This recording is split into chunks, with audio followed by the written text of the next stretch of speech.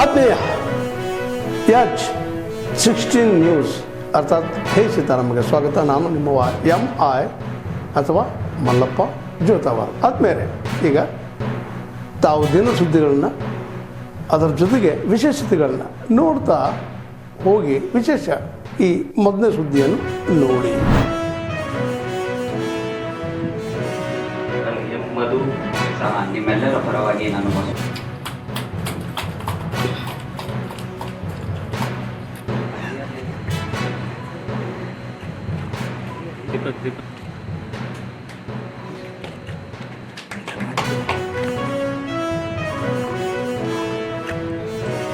ಈಗ ಮೊನ್ನೆ police ಅಧೀಕ್ಷಕರ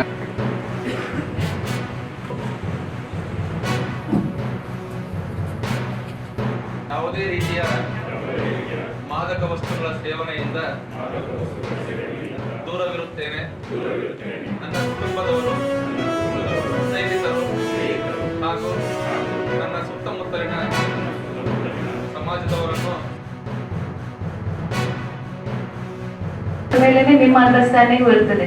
so ಇವತ್ತು ಒಂದು ಅವಕಾಶ ಇದೆ. ಆಕ್ಚುಯಲ್ ಸ್ಕೀಮ್ ಅಲ್ಲಿ ಏನೆಲ್ಲ ಕಂಡೀಷನ್ಸ್ ಇದೆ, ಹಿಂಗೆ ನಾವು ಸ್ಕೀಮ್ ಅನ್ನು ಸಾರ್ವಜನಿಕರಿಗೆ ಕೊಡಬಹುದು ಅಂತ ಅರ್ಥ ಮಾಡ್ಕೊಳ್ಳೋದಕ್ಕೆ ಒಂದು ಅವಕಾಶ ಇದೆ ನಿಮಗೂ ಕೂಡ. ಸೊ ಇನ್ನು ಮುಂದೆ ನಾವು ಸರಿಯಾಗಿ ರಿಪೋರ್ಟ್ ಮಾಡೋದಕ್ಕೂ ಕೂಡ ಅದರಲ್ಲಿ ಏನಾದರೂ ಸ್ಕೀಮ್ ಇಂಪ್ಲಿಮೆಂಟ್ ಆಗಿಲ್ಲ ಅಂದ್ರೆ ಇನ್ಫಾರ್ಮೇಶನ್ ಅನ್ನು ನೀವು ನಮಗೆ ಶೇರ್ ಮಾಡೋದಕ್ಕೆ ಕೂಡ ಅವಕಾಶ ಇದೆ. ಆ ಒಂದು ಒಳ್ಳೆ ಆಪರ್ಚುನಿಟಿ ಆಗಿ ಇವತ್ತನ್ನು ನಾವು ಯೂಸ್ ಮಾಡ್ಕೊಳ್ಳೋಣ. ಈ ಒಂದು ಸಂದರ್ಭದಲ್ಲಿ ನಾನು SIR ಬಗ್ಗೆ ಒಂದು ಮಾತು ಹೇಳ್ತೀನಿ. SIR ಫಸ್ಟ್ ಫೇಸ್ ನಿನ್ನೆ ಕಂಪ್ಲೀಟ್ ಆಯಿತು. ಈಗ ನೆಕ್ಸ್ಟ್ ಹಂತಕ್ಕೆ ನಾವು ಹೋಗ್ತಾ ಇದ್ದೀವಿ. ನಮ್ಮಲ್ಲಿ 100% ಡಿಜಿಟೈಸ್ ಆಯಿತು. ನಮಗೆ 12,30,000 ವೋಟರ್ಸ್ ಇದ್ದಾರೆ. ಅದರಲ್ಲಿ ಆಲ್ಮೋಸ್ಟ್ 91.3% ನಾವು ಫಾರ್ಮ್ಸ್ ಅನ್ನು ಕಲೆಕ್ಟ್ ಮಾಡಿ ಡಿಜಿಟೈಸ್ ಮಾಡಿದ್ದೀವಿ. ಮತ್ತೆ ನಿಮ್ಮ ಸ್ನೇಹಿತರು, ಸಂಬಂಧಿಕರು ಎಲ್ಲರಿಗೂ ದಯವಿಟ್ಟು ಫಾಲೋ ಮಾಡಕ್ಕೆ ಹೇಳಿ. ಹೆಚ್ಚಾಗಿ ಏನು ಶಾಲಾ ಕಾಲೇಜು ಮಕ್ಕಳಿರ್ತಾರೆ ಅವ್ರಿಗೂ ದಯವಿಟ್ಟು ಫಾಲೋ ಮಾಡಕ್ಕೆ ಹೇಳಿ. ಯಾಕಂದ್ರೆ ಇದರಲ್ಲಿ ಕೇಂದ್ರ ಸರ್ಕಾರದ ಯೋಜನೆಗಳು ಎಲ್ಲ ಸಚಿವಾಲಯದ್ದು ಮಾಹಿತಿ ಇಲ್ಲಿ ನೇರವಾಗಿ ತಮಗೆ ಸಿಗುತ್ತೆ. ಈ ವಾರ್ತಾಲಾಪದ ಉದ್ದೇಶ ಏನಂದ್ರೆ ಗ್ರಾಮೀಣ ಪ್ರದೇಶ ಪತ್ರಕರ್ತ ಮಿತ್ರರಿಗೆ ಕೇಂದ್ರ ಸರ್ಕಾರದ ಯೋಜನೆಗಳ ಬಗ್ಗೆ ಮಾಹಿತಿ ಕೊಡೋ ಒಂದು ಕಾರ್ಯಕ್ರಮ. ಯಾಕಂದ್ರೆ ಬಹಳಷ್ಟು ಏನು ಕಾರ್ಯಕ್ರಮಗಳು ಅನುಷ್ಠಾನ ಆಗ್ತಾ ಇರ್ತದೆ ನಿಮ್ಮ ಜಿಲ್ಲೆಯಲ್ಲಿ, ಅದು ರಾಜ್ಯ ಸರ್ಕಾರ ಮುಖಾಂತರ ಆಗ್ತಾ ಇರ್ತದೆ. ಅದು ಸಾಕಷ್ಟು ಕೇಂದ್ರ ಸರ್ಕಾರದ ಯೋಜನೆಗಳಿರ್ತವೆ. ಅದನ್ನ ರಾಜ್ಯ ಸರ್ಕಾರ ಮತ್ತೆ ರಾಜ್ಯ ಸರ್ಕಾರದ ಅಧಿಕಾರಿಗಳ ಮುಖಾಂತರ ಅನುಷ್ಠಾನ ಆಗ್ತಾ ಇರ್ತದೆ. ಬಹಳ ಕೆಲವು ಏನು ಯೋಜನೆಗಳು ನೇರವಾಗಿ ಕೇಂದ್ರ ಸರ್ಕಾರದ ವತಿಯಿಂದ ನೇರವಾಗಿ ಅನುಷ್ಠಾನ ಆಗ್ತಾ ಇರ್ತದೆ.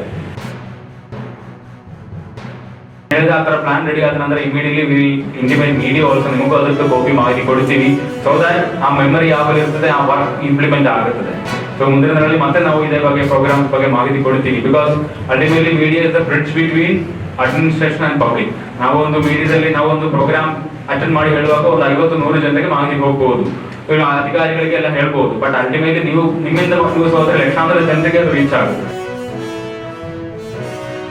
ಜನರಿಗೆ ಇರೋ ಎಲ್ಲ ಸಮಸ್ಯೆಗಳಿಗೂ ಕೂಡ ಅಟೆಂಡ್ ಮಾಡ್ತಾ ಇದ್ದೀವಿ. ನಮ್ಗೆ ಇಮಿಡಿಯೇಟ್ ಆಗಿ CO ಸರ್ ಹೇಳಿದಂಗೆ ನಮ್ಮಲ್ಲಿ ಕೂಡ ತಾವು ಪಬ್ಲಿಷ್ ಆಗ್ತಾ ಇರೋದು ನ್ಯೂಸ್ ಪ್ರತಿಯೊಂದು ತಾಲೂಕಲ್ಲೂ ಕೂಡ ನಮ್ ಗಮನಕ್ಕೆ ಬಂದಿದ ತಕ್ಷಣ ನಾವು ಕೂಡ ನಮ್ದು ಆಫೀಸರ್ಸ್ ಅಲ್ಲಿ ಫೀಲ್ಡ್ ಅಲ್ಲಿ ಇರೋರಿಗೆ ವೆರಿಫೈ ಮಾಡಕ್ ಹೇಳ್ತೀವಿ. ಅದ್ರ ಬಗ್ಗೆ ಏನ್ ಕ್ರಮ ಆಗಿದೆ ಅಂತ ಕೂಡ ನಾವು ಮಾಡ್ತಾ ಬರ್ತಾ ಇದೀವಿ. ಚಟುವಟಿಕೆಗೆ ನಾವು ಅರಣ್ಯ ಭೂಮಿ ಬಳಕೆ ಮಾಡ್ತಿದ್ರೆ ಅಂದ್ರೆ you will have to use it under FC ಪೂರ್ವಾನುಮತಿ ಪಡೆದೇ ಮಾಡಬೇಕು. ಕಸ್ತೂರಿಘಾಟ್ ಏರಿಯಾದಲ್ಲಿ ಇಲ್ಲಿ ತುಂಬಾ ಮಳೆ ಬರ್ಲಿಕ್ಕೆ ಇದಕ್ಕೆಲ್ಲ ಫಾರೆಸ್ಟ್ ಬೇಕು. ಆ ಫಾರೆಸ್ಟ್ ಕತ್ತರಿಸಿದ್ದನ್ನ ಅದನ್ನ ನೀವು ಎಲ್ಲೋ ಬದಲಿ ಲ್ಯಾಂಡ್ ಕೊಟ್ಟರೆ ಅದರಿಂದ ಪ್ರಯೋಜನ ಏನು? ಮತ್ತೆ ಇವೆರಡು ಅಂಶಗಳು ಏನ್ ಕೇಳಿದ್ದೀರಾ, it's a most valid and most legal and logical ಅದು ತಳ ಸಮುದಾಯದಲ್ಲಿರ್ತಕ್ಕಂಥ ಏಕೈಕ ಸರ್ಕಾರಿ ಸಂಸ್ಥೆ ಅಂದ್ರೆ ಎಲ್ಲೇ ಮೀನುಗಾರರಿಗೆ ಅವಘಡ ಆಗದಲ್ಲಿ ಅಥವಾ ಗೋಡಿಗಳ ಅವಘಡ ಆದಲ್ಲಿ ಅವ್ರಿಗೆ ತಾವು ಸಂಭವಿಸಿದಲ್ಲಿ 2 lakhs rupees ಇನ್ಶೂರೆನ್ಸ್ ಕ್ಲೇಮ್ ಆಗುತ್ತೆ. ನ್ಯಾಚುರಲ್ ಡೆತ್ಗೆ ಯಾವುದೇ ತರ ಡೆತ್ ಆದ್ರೂ 2 lakhs rupees ಇನ್ಶೂರೆನ್ಸ್. ಇದಕ್ಕೆ 5 days ಸ್ಕಿಲ್ ಟ್ರೈನಿಂಗ್ ಹೋಗ್ಬೇಕು. ಸ್ಕಿಲ್ ಟ್ರೈನಿಂಗ್ ನೀವು ಅಟೆಂಡ್ ಆಗಬೇಕು. ಆಮೇಲೆ ಮುಂಚೆ ಯಾವ್ದಾದ್ರು ಗವರ್ಮೆಂಟ್ ಸ್ಕೀಮ್ ತಗೊಂಡಿದ್ರೆ ಇದು ಸಿಗೋದಿಲ್ಲ. ಪ್ರಕಟಣೆ ಶ್ರೀ ಮಂಕಾಲ್ ವೈದ್ಯ ಅವರನ್ನು ವಿಧಾನಸಭೆಯ ಉಪಾಧ್ಯಕ್ಷರನ್ನಾಗಿ ಚುನಾಯಿಸಬೇಕೆಂದು ಮಾನ್ಯ ಮುಖ್ಯಮಂತ್ರಿಯವರು ಸೂಚಿಸುವುದು. ಅಧ್ಯಕ್ಷರೇ, ಶ್ರೀ ಮಲ್ಕಾಳ್ ವೈದ್ಯ ಅವರನ್ನು ವಿಧಾನಸಭೆಯ ಉಪಾಧ್ಯಕ್ಷರಾಗಿ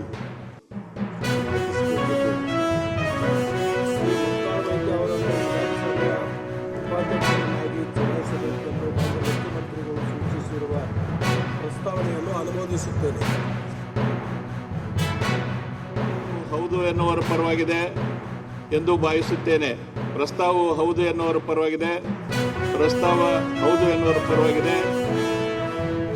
ಪ್ರಸ್ತಾವ ಹೌದು ಎನ್ನುವರ ಪರವಾಗಿ ಪ್ರಸ್ತಾವವು ಅಂಗೀಕೃತವಾಗಿದೆ. ಶ್ರೀಮಾನ್ಯ ವೈದ್ಯ ಅವರು, ಮಂಕಾಲ್ ವೈದ್ಯ ಅವರು ಉಪಸಭಾ ಅಧ್ಯಕ್ಷರಾಗಿ ಸರ್ವಾನುಮತದಿಂದ ಆಯ್ಕೆಯಾಗಿರುತ್ತಾರೆ ಎಂದು ಈ ಮೂಲಕ ಘೋಷಿಸುತ್ತೇನೆ.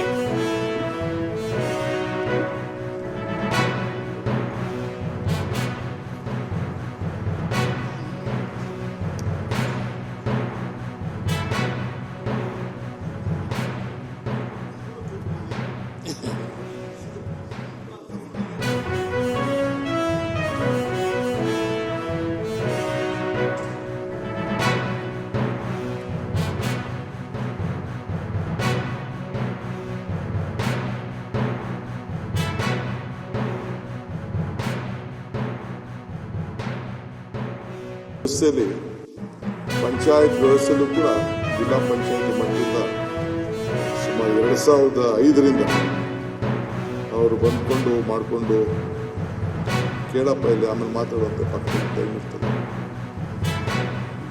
2005 ಜಿಲ್ಲಾ ಪಂಚಾಯತಿ ಕ್ಷೇತ್ರದಿಂದ ಆಯ್ಕೆಯಾಗಿದ್ದರು. ತಿರ್ಗಾ 2013ರಲ್ಲಿ ಭಟ್ಕಳ ಹೊನ್ನಾವರ ಕ್ಷೇತ್ರದಿಂದ ಗೆದ್ದು ಮೊದಲನೇ ಬಾರಿಗೆ ವಿಧಾನಸಭೆಗೆ ಪ್ರವೇಶಿಸಿದರು. ಸೊ 2014ರಲ್ಲಿ ಸಚೇತಕರಾಗಿ ಜವಾಬ್ದಾರಿ ವಹಿಸಿ ಅವರು ಮಧ್ಯ 2018ರಲ್ಲಿ ಅವರು ಚುನಾವಣೆಯಲ್ಲಿ ಹಿನ್ನಡೆ ಆಯಿತು. ಸೊ ಇವತ್ತು 2020 ಆಗಸ್ಟ್ನಲ್ಲಿ ಇವತ್ತು ಅವರು ನಾವು ಇವತ್ತು ಆಯ್ಕೆ ಮಾಡಿದ್ದೇವೆ. ಖುಷಿಯಿಂದ ಯಾರಿಗೂ ತೊಂದರೆ ಮಾಡಲಿಕ್ಕೆ ನನಗೆ ಇಷ್ಟ ಇಲ್ಲ. I believe in one thing, power comfort, 2 things. You can make more friends, you can make more enemies. ನಾನು ಯಾರಿಗೂ ತೊಂದರೆ ಕೊಡೋಕ್ಕೂ ಇಷ್ಟ ಇಲ್ಲ, ಎನಿಮಿ ಮಾಡ್ಕೊಳ್ಳೋಕ್ಕೂ ಇಷ್ಟ ಇಲ್ಲ. ಏನಾದಿದ್ರೆ ನನ್ನ ಕೈಲಾದಂಥ ಸಹಾಯ ಮಾಡಲಿಕ್ಕೆ ಈ ಅಧಿಕಾರ ದೇವರು ನನಗೆ ಏನು ಕೊಡಬೇಕು ಎಲ್ಲ ಶಕ್ತಿ ಕೊಟ್ಟಿದ್ದಾರೆ. That is what I believe in it. So ಬೇರೆ ವಿಚಾರಗಳಿದೆ, ಬೇರೆ ಸಂದರ್ಭದಲ್ಲಿ ಮಾತಾಡೋಣ. ಸೊ ಈಗ ಬೇಡ, ನನ್ನ ವಿಷನ್ನು, ನನ್ನ ವಿಚಾರಧಾರೆಗಳೆಲ್ಲ ಮುಂದಿನಿಂದಲೇ ನಾನು ಹಂಚ್ಕೊಳ್ತೇನೆ. So I thank you for helping my chairman. ಇದು ಮತ್ತು ನಿಮ್ಮೆಲ್ಲರ ಸಹಕಾರನ ನಾನು ಭಾಳ ನಮ್ರತೆಯಿಂದ ಈ ರಾಜ್ಯಕ್ಕೋಸ್ಕರ ತಲೆಬಾಗಿ ನಿಮ್ಮಲ್ಲಿ ಪ್ರಾರ್ಥನೆ ಮಾಡಿ ನಾನು ಕೇಳ್ಕೊಳ್ತೀನಿ. Let us all work together. ನೀವು ಸೊ ನೀವು ಇನ್ನೊಬ್ಬರನ್ನ ಟ್ರೈನ್ ಮಾಡೋಕ್ಕೂ ನಿಮಗೆ ಅವಕಾಶ ಇದೆ.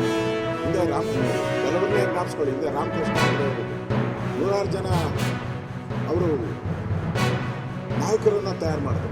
ನಾನು ನೋಡಿದ ರೀತಿ 100 ಜನ ನಾಯಕರು ಅವರು ಇವತ್ತು ಎಲ್ಲ ಪಾರ್ಟಿಯಲ್ಲೂ ಇದ್ದಾರೆ, ಬೇರೆ ಬೇರೆ ಪಾರ್ಟಿ. ರಾಮಕೃಷ್ಣ ನಾಯಕರು ಮಾಡಲ್ ನಮ್ಮದು. ಆ ಥರದವ್ರು ಭಾಳ ವಿರಳ, ಬೆಳೆಸುವಂಥ ಭಾಳ ವಿರಳ.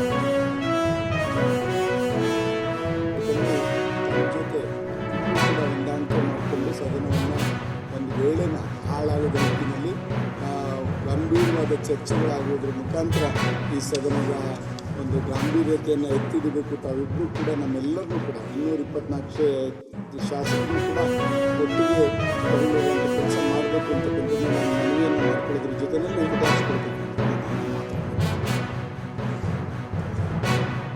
ನಮ್ಮ ಪಕ್ಷದ ಹಿತದೃಷ್ಟಿಯಿಂದ ಮಾಡಿದ್ದಾರೆ, ಅದರ ಬಗ್ಗೆ ನಾನು ಮಾತಾಡಲಿಕ್ಕೆ ಹೋಗೋದಿಲ್ಲ. ನಾನು ಮತ್ತೆ ಹೇಳ್ತೀನಿ, ನನಗೆ ಸಂಪೂರ್ಣವಾದಂಥ ಸಹಾಯ ಮತ್ತು ಈ ಸ್ಥಾನಕ್ಕೆ ಬರಲಿಕ್ಕೆ ಕಾರಣ ನನ್ನ ಕ್ಷೇತ್ರದ ಮತದಾರ.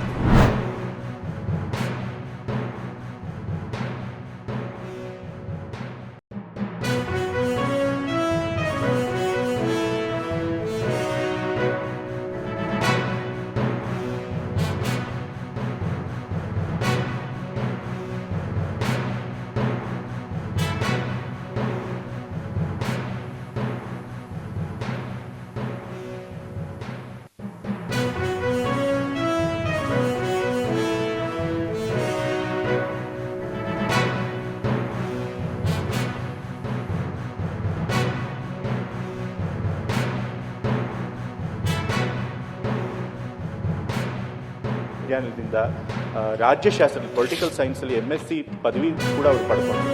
ಸೊ ಹಾಗಾಗಿ ವಿದ್ಯಾರ್ಜನೆಗಾಗಿ ಜ್ಞಾನಾರ್ಜನೆಗಾಗಿ ಯಾವುದೇ ಒಂದು ವಯಸ್ಸಿನ ಮಿತಿ ಇಲ್ಲ ಅಂತೇಳಿ ತೋರಿಸ್ಕೊಟ್ಟಂಥ ಒಬ್ಬರು ಟ್ರೈಲ್ ಬ್ಲೇಸರ್ ಮಹಿಳೆಯವರು. ಸಾಮಾನ್ಯವಾಗಿ ನಮ್ಮಂತಹ ಪುರುಷ ಪ್ರಧಾನ ಸಮಾಜದಲ್ಲಿ ಮಹಿಳೆಯರು ಸಾಧನೆ ಮಾಡಬೇಕು ಅಂದರೆ ಬಹಳ ಕಷ್ಟಪಡಬೇಕು, ಹಲವಾರು ಸವಾಲುಗಳನ್ನು ಎದುರಿಸಬೇಕು.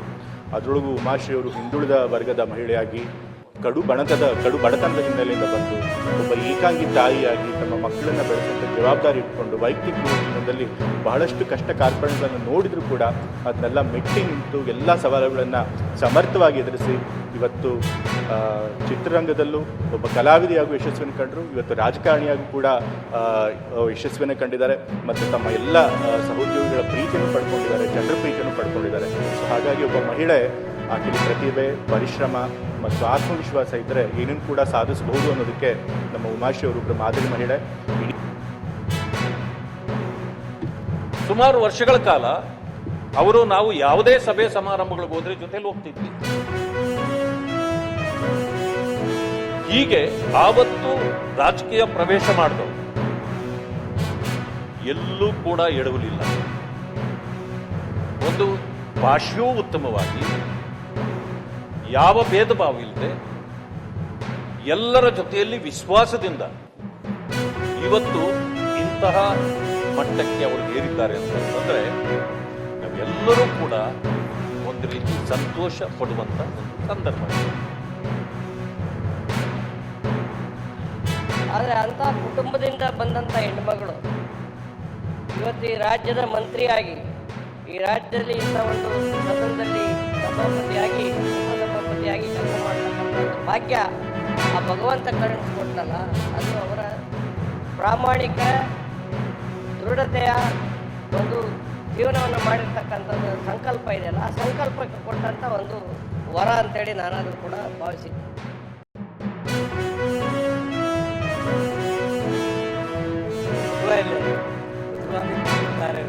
ಅಷ್ಟು ಗಟ್ಟಿ ಹೆಣ್ಮಗಳು ಎಂಥ ಕಷ್ಟದಲ್ಲಿ ಸಹಿತ ನನ್ನ ಒಂದು ಚಳವಳಿ ಬಿಡದೇ ಇದ್ದರು.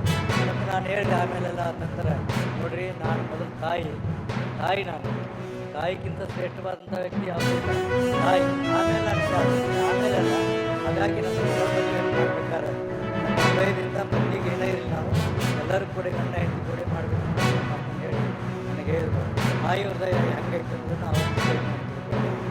ನಾವು ಬಳಸ್ಕೊಳ್ತಾ ಇದ್ದೀನಿ ಅಂತ ಹೇಳಿದ್ರೆ, ಈ ದೇಹ ಹುಟ್ಟಿದೆ ಅದು ಕುಟುಂಬಕ್ಕೋಸ್ಕರ ಮಾತ್ರ ಅಲ್ಲ. ಈ ದೇಹ ಪ್ರತಿಯೊಂದು ಕಣಕಣವೂ ಕೂಡ ಸಮಾಜಮುಖಿಯಾಗಿದ್ದು ಹೋದ್ರೆ ಕರಗು ಹೋಗುವ ಜೀವಕ್ಕೆ ಎಲ್ಲರಿಂದಲೂ ಪ್ರೀತಿ ಸಿಕ್ಕರೆ ಸಾಕು. ಒಬ್ಬ ಗಂಡಸಿನಿಂದ, ಒಬ್ಬ ಗಂಡನಿಂದ ಮಾತ್ರನೇ ಪ್ರೀತಿ ಸಿಗ್ಬೇಕಾ? ಒಬ್ಬ ತಾಯಿಯಿಂದ ಮಾತ್ರನೇ ಪ್ರೀತಿ ಸಿಗ್ಬೇಕಾ?